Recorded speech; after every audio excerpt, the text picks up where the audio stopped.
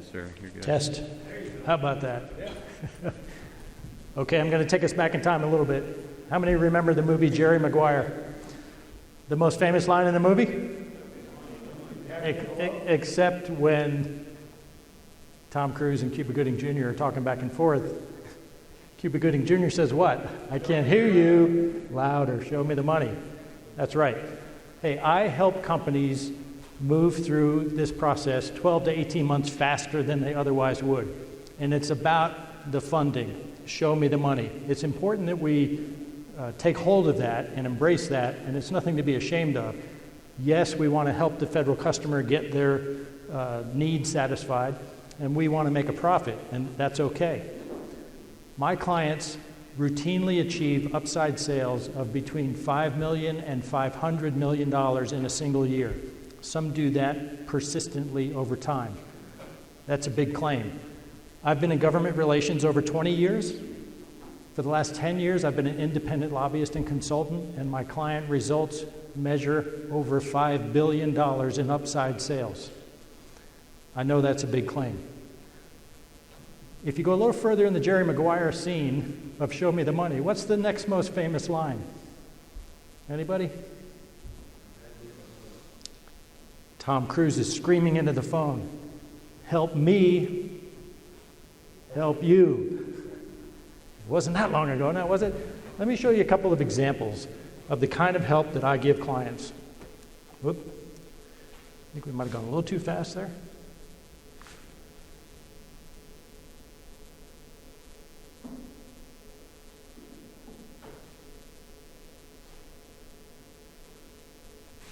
Somehow we came out of show mode.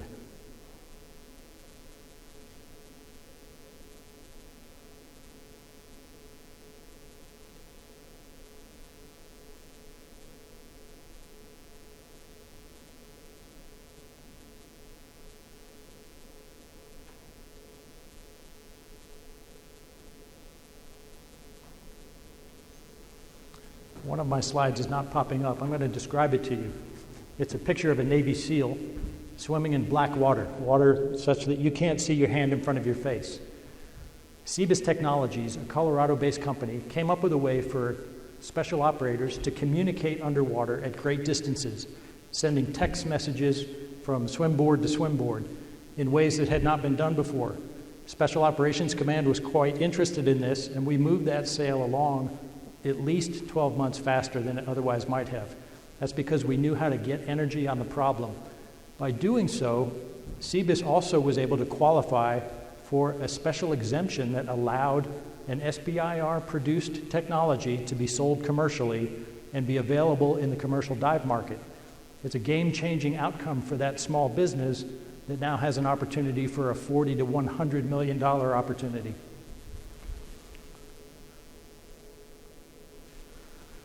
That is actually an unmanned aerial vehicle coming from a submarine. This program was worked together with Spartan Corporation and AeroVironment. That's a small UAV that folds up into a 3-inch tube. This program was called AUVSI. It moved very quickly through funding processes, a couple of years faster than it otherwise might have. But what this allows is for submarines to put a UAV in the air, quickly have the UAV open up, and begin broadcasting video and communications. It's a game-changing technology that moved quite quickly through the process.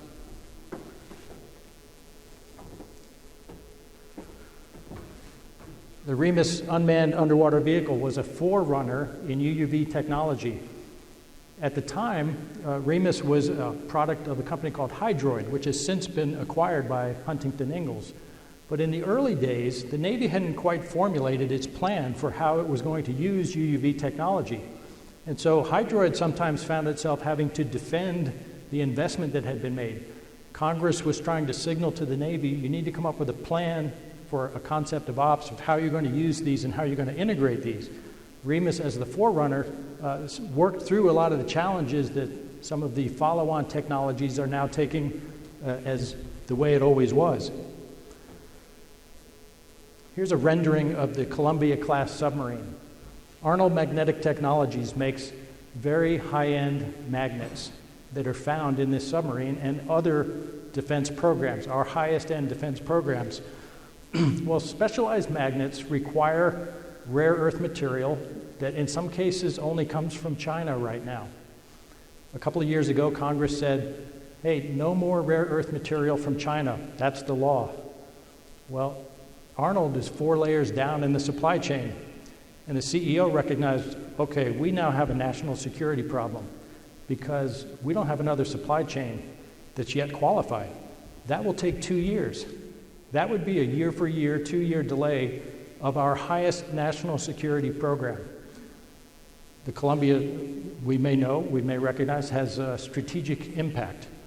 Well, because Arnold's CEO was willing to come forward, he couldn't really get the attention of those in the prime supply chain, and he's not allowed to go directly to naval reactors to talk about the problem, so he went to OSD, he went to Congress, we went to the White House. We got a special presidential decision directive that allowed for a carve-out of that congressional law that was very well intended, but that it didn't allow, in its initial form, didn't allow for the time and space to develop that new supply chain. Today, the Columbia is still scheduled to deliver on time. Arnold preserved its position in the market. Shown here in the upper right is the Littoral Combat Ship. Austal USA makes the one version of the Littoral Combat Ship. This ship had a very tough start. It had a tough start because we started to build it before the design was complete. How many engineers in the room? Any do-it-yourselfers? Would you start a project like that without a complete design? Well, we did, and there were all kinds of reasons for that, and a lot of finger-pointing going on, but it wasn't long before the ship was delivering with poor results. It earned the moniker, the little crappy ship. Nobody wants their product called that. Well, Austal had an existential problem because they bet the farm. They came to the U.S. to build these ships for the U.S. with the idea that we would build at least 32. At one point, we were to build 50. Well, Congress was furious that the ship wasn't performing. They were going to cut the money. This would have put Austal out of business. Austal knew that they needed to get in line with the Navy and with Congress to make sure the correct facts were on the table. The correct facts were not on the table until Austal came forward and orchestrated the message so that Congress could better understand why some decisions were made and how we got into that bad position. That allowed for some time to develop such that the ship could ultimately be delivered. Today there are 32 littoral combat ships in the fleet. Some are in the South China Sea today, forward deployed. Down in the lower left corner is an expeditionary fast transport ship. Shown here is EPF-12, but EPF-13 is actually a fully autonomous ship. It may be the precursor for the first full-scale unmanned surface vessel. That's to be determined, but that could not have happened had Austal not been able to power through and communicate effectively throughout the process. Today, Austal also builds Coast Guard ships, and they build very large module components for our Virginia-class and Columbia-class submarines. Those things would not have been possible had Austal not been able to effectively get the story set straight with the right facts on the table. Some of you may feel like you're in this position. That's supposed to be a huge ocean eddy current, whirlpool type things where you're just feeling the rush go by. And part of this is because we sometimes confuse experience with expertise. A lot of people in DoD come out of the military, and when you ask them how much experience they have in federal sales, they will include that military time, which really often had very little to do with federal sales. It requires expertise across multiple parts of the federal sales process to really succeed at it. Awareness is a key factor that's often missing. Believe it or not, many defense executives, and in my PhD research, I determined most defense executives lack awareness about how the process really works. They know their little part, and they understand how to communicate with their piece of the puzzle, but they aren't able or aren't positioned to be able to maneuver across the rest of the process. I'm going to show you in a couple of slides what some of that process is. If you lack awareness, you sometimes are unable to imagine better outcomes. And so if you can't imagine better outcomes, sometimes it doesn't make sense to invest in certain things that might help you get to those outcomes. So you get into this vortex, this loop, where you're doing your thing over and over and over again, and you think you're doing it right, and you think you have the customer's ear, yet the process is just swirling by you.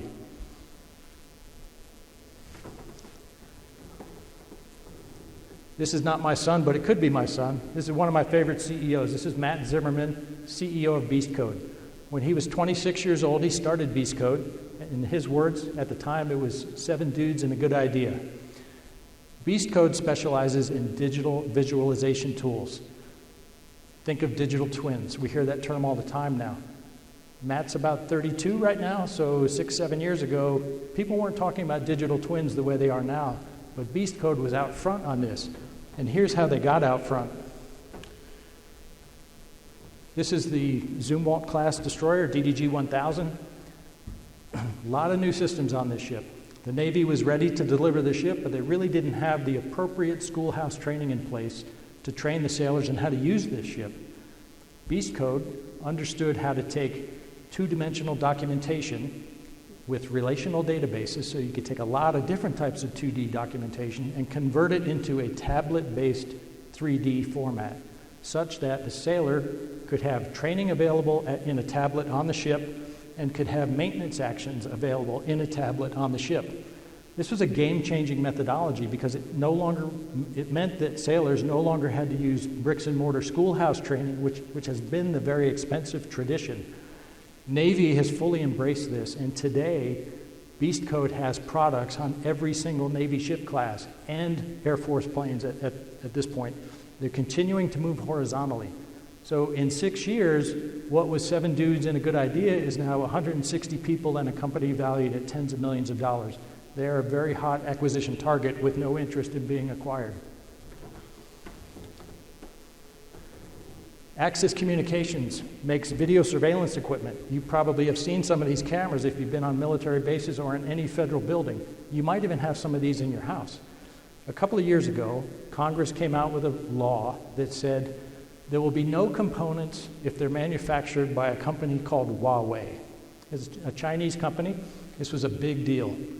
Well, Axis was incorrectly identified by the Department of Defense as having components from the company called Huawei. And they said, hey, you've got the wrong guy. There was a list that went DoD-wide that said, you cannot buy from these vendors because they have components from Huawei. We knew that was not the case, and we had to get attention on this quickly. It was a $45 million piece of annual business for Axis. We wound up going to OSD and to the appropriate defense committees to get that list challenged, rescinded, and then repromulgated. It took over a year to do that. So think about that. Your sales suddenly drop off with no warning, and they've got the wrong guy. We were able to work through that. One last example here. RJE International makes handheld underwater tools, for lack of a better word. At the local level, these tools used by EOD divers were being procured in a manner that was not in compliance with our Buy America protocols. There were other vendors who were coming in with a cheaper version that met one standard, but it didn't meet another standard, and there were things happening at the local level that were not right. We couldn't get Navy attention on it, but we got congressional attention on it, and we got language in the National Defense Authorization Act to get Navy to come forward with their procurement methodology for these type of tools for this specific use case. What that did, that 1 or 2 lines of policy, changed the behavior of the Navy such that RJE International was able to restore this capability. How many of you have ever seen a lobbyist in the wild before? Prior to me. Okay, so I'm a lobbyist. How many lobbyists do you think there are? Any guesses? 3,000. 3,000, I hear. Any others? 20,000. They're everywhere. And they're corrupting the system. That's what the press would have you think. Well, I'm going to change the number in your head because I'm going to put some facts behind it. All aspects of your life, if you think about healthcare, insurance, pharmaceuticals, Chamber of Commerce, defense, AARP. Any card holders in here? Come on. I can see. How do they know when to send that when you're 50 years old? Well, across all of those industries and sectors, there are 12,000 federal registered lobbyists. How many companies are there in the defense industrial base? No guesses? 200,000. 200,000. You are close. Any others? It's generally accepted to be about 350,000.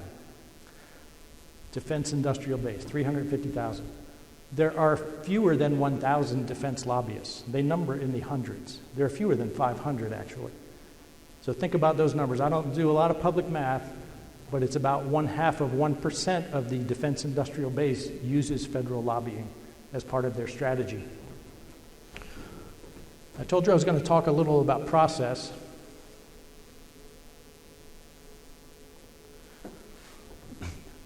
I coined the term the three-ring circus of federal sales.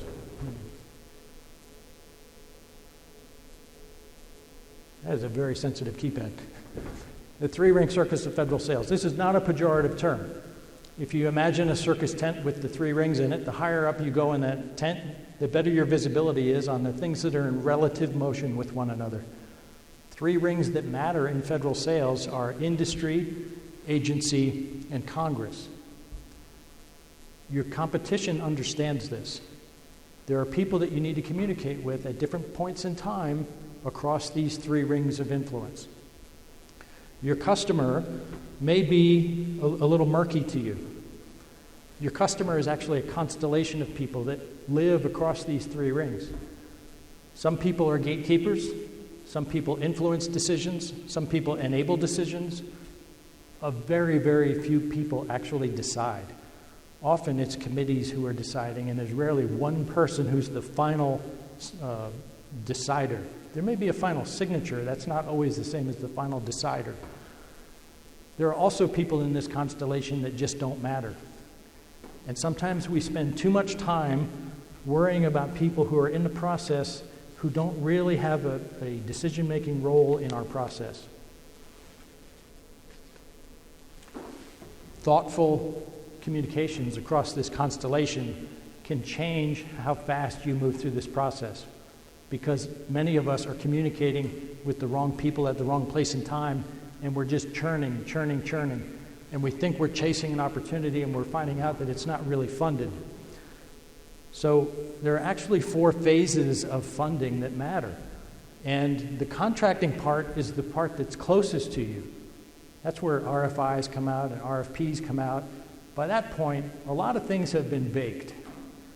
Other people are working up at the upper left part of this slide on the budget piece, and they're trying to satisfy a requirement. They're trying to get a requirement funded and positioned in the budget. And so they spend a lot of time on those two ends. But what's happening is they're missing opportunities where the varsity players are playing and winning. Some of that's in Congress, some of that's in the acquisition world. But if you follow the money here, the budget is a request. So the president makes a request, it lands in Congress with a thud, sometimes to amusement of Congress, and DOD is convinced that they have the best answer. Well, Congress will look at it and say, I'm not so sure. We're going to add some, we're going to take some away, we're going to make some changes based on what we know and what others are telling us. Others could be industry, others could be other people within agency who didn't get their way on the final outcomes of certain budget decisions. The funding moves in the form of a National Defense Authorization Act and a defense appropriation into the acquisition phase. So at this point, the government knows, okay, we set these requirements, this is what Congress has approved, and Congress approves every single dollar that will wind up on a contract. So at the acquisition phase, we're now ready to search the market and see who can really provide this capability. And then we set up a competition. If you're only looking at the contracting part and you're only queued up in the SAM database and waiting for the alert to come in of an RFI or an RFP that just came out, you've missed years of opportunity here. Years, because this 4-phase process takes 3 years. So we're in fiscal 23 right now, executing 23. 24 is in Congress, 25 is in the executive branch. 26 is what I would call the good idea year right now. You need to be working on the good idea year. I mentioned some numbers about your competitors. Did you know that half of all defense acquisition dollars go to 10 companies and their subs? Think about that. If you look at the bottom of the pyramid of where the money goes, where all those set-asides are, the socioeconomic set-asides, women-owned, hub zone, 8A, that's about 47,000 companies. How many did I say were in the industrial base? 350,000. So that leaves hundreds of thousands who are uncovered and they have their head in that vortex. A scary place to be. How many of us know what grout is? Anybody? Who took a shower this morning or last night? Grout is the stuff that goes between tiles. Correct. It's the stuff that holds your tiles together. When my family and I lived in base housing, we had a grout problem in the master bathroom shower. It was coming up. That allows for a water leak, and you can't have that. So I didn't want to wait around for the maintenance man. I said, I can fix this. I go to Home Depot and I get some grout, and the salesman says, you're going to need a grout float with that. And I kind of knew what a grout float was. It's this hard rubber tool with a handle on it. And I said, you know, I'm only going to do this once. I have a wallpaper sponge at home that's one of those big sponges. I said, I'm just going to spread it with that, and we'll be done. So I go home, I apply the grout, let it dry, turn the water on the next day. What do you think happened? The grout failed, of course. I tried this 2 more times.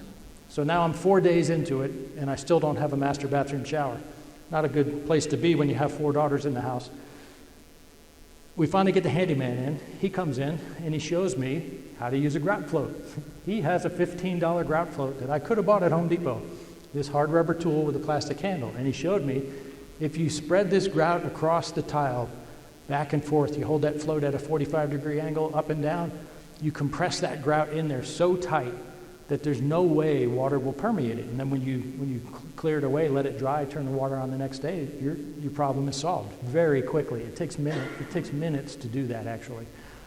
No matter how hard you press on that wallpaper sponge, you cannot get that grout tight enough to keep water from permeating and to keep the grout from breaking up.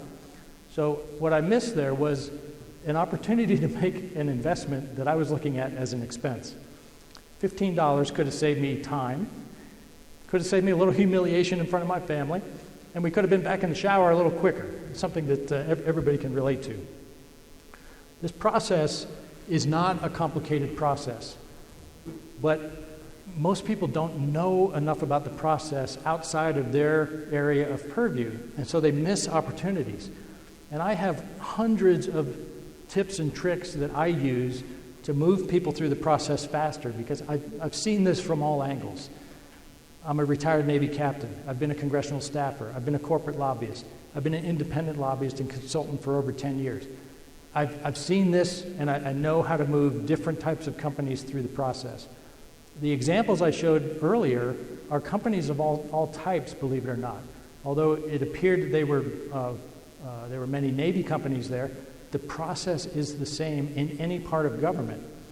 And whether you're small, medium, or large, you're still going up against that same federal process. I'm going to show you one of my many tips. I call this my 8-minute rule of messaging. When you get when you get a meeting at the federal level, it's usually a 20 or 30-minute block of time. You don't want to use all that time. You want to get your message down to 8 minutes. I coach my clients to get very tight and very specific with their 8-minute message. This is not an elevator pitch. There are 4 parts to an 8-minute message. The issue, the background, the discussion, and the recommendation. The issue, what is the problem? The background, how did we get here? The discussion, why is your solution the best solution out of all the solutions, and why is that the one the government should pursue? The most important one is the recommendation. You want to recommend a specific amount of money be applied to a specific budget line and budget program that has a capability for which you are uniquely qualified to satisfy. When you can connect those 4 dots very easily and very quickly, you're a hero in the eyes of that government customer. And why is that? Because you're going to give them time back in their calendar. That's something none of your peers do.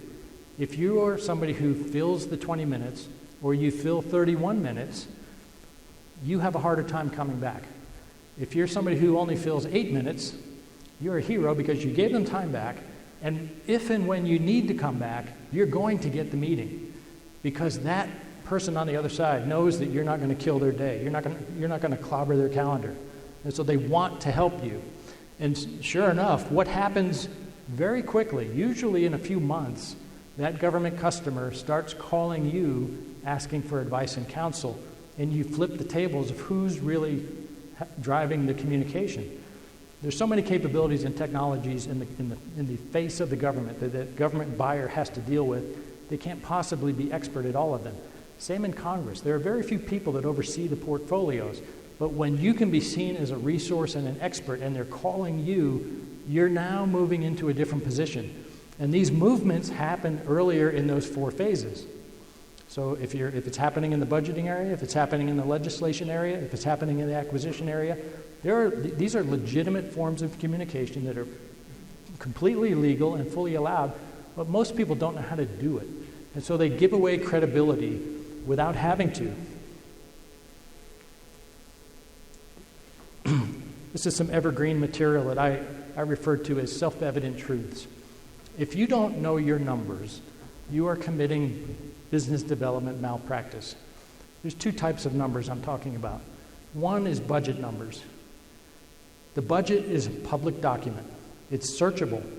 You can go in and search on any sort of category or component. It's not always available until it's available. But when it's available, you have to know what's in it. And often you can find that you know more about what's in that budget than your government counterpart does because they have too many things on their plate. But when you can command knowledge that's public knowledge like that, they see you as an expert. And you don't come in asking questions about things that are public knowledge. And when you come in and ask about things that are public knowledge, you're giving away credibility. You don't know who's on the other side of the table, so you want to be the master of that information. The other numbers I'm talking about are your business numbers. So I'm talking about your costs. I'm talking about things that affect your cost, the variables, economic order quantities, transportation costs, your ability to understand what affects your capability to deliver on time and on budget. When you can talk about both types of numbers, you are demonstrating expertise in front of that government buyer in a way that most don't. And you may think that, well, somebody else worries about those order quantities and shipping costs and that sort of thing. But you need to make it your business. You have to do what you say you will do.